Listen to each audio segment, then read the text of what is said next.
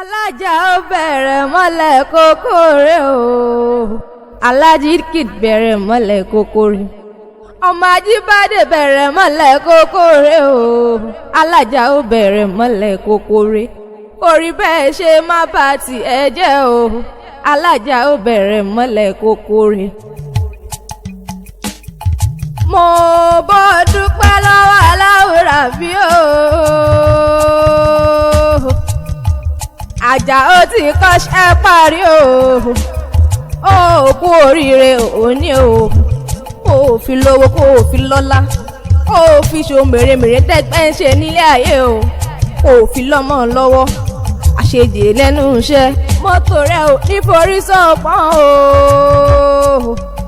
ó ní bóun dúpẹ́ lọ́wọ́ bàbá òun o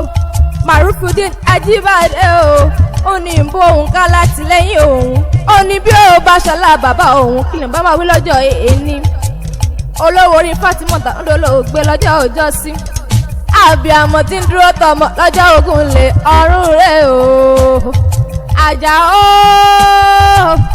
orí ajá ń máa rìn ṣó tí ẹ máa rìn sí làwọn bàbá àtòbí ọlọmọ Ìbàdàn nílé Olúyọ̀lé o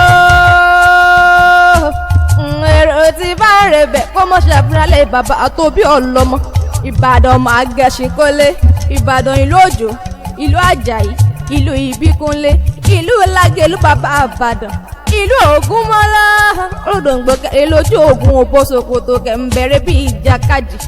Àgbàlá Ògúnmọ́lá ó jókòó bá bẹ́ẹ̀ lómi ń lọ Àgbàlá Ògúnmọ́lá ó tó kòkó ó sáré ẹ̀yìn lọ́mọ ike mi ò jọ tọ́ya ọ̀hún má ṣe gbé ìfọlọ́ọ̀ya àyà rẹ̀ ò jọ tó òòṣà ẹ má ṣe fòṣà láwẹ̀ ike òun lòdó wọn àmúyangẹ̀lẹ̀ bàbá àtòbí ọlọ́mọ àjà ó eégún lódì mẹ́fà ló kó lé èṣe tóbìnrin ò mọ o bàtà lódì mẹ́fà níkàlẹ̀ èṣe tóbìnrin ò mọ o ẹ̀kú lódì mẹ́fà mo ló gbogbo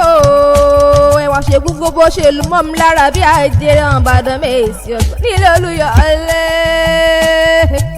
àjà ó lónìí wí fún yín o lónìí wí fún yín o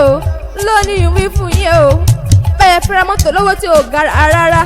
àwọn tẹ́jì wọn ṣá prapra Alhaji Kid moto dealers ló ń pè yín o ó ní ẹ máa bọ̀ wá o ó ní ẹ máa bọ̀ wá o wọ́n ní ẹ máa bọ̀ wá o. Àtọ́kẹ́ akéwì lèmi ń jẹ́ èmi lọ́mọ sọ́sọ́ bí owó ọmọ òjé ń pè tó ọmọ àrántí wẹ̀ bí òjò. Jimarza Media Production.